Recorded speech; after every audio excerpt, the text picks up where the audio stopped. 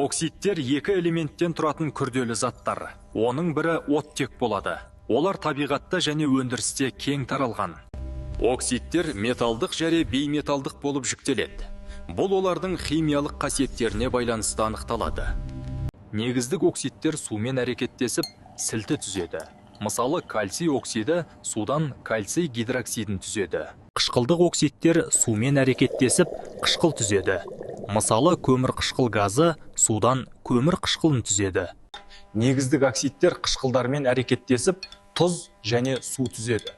Бұл реакция бейтараптану реакциясына жатады. Қышқылдық оксидтер сілтілермен әрекеттесіп, тұз түзеді. Бұл олардың маңызды химиялық қасиеттерінің бірі. Оксидтердің қасиеттерін реакция теңдеулері арқылы сипаттауға болады. Бұл олардың химиялық табиғатын түсінуге көмектеседі. Оксидтердің қасиеттерін білу химияны терең түсінуге мүмкіндік береді. Бұл білім тәжірибеде кеңінен қолданылады.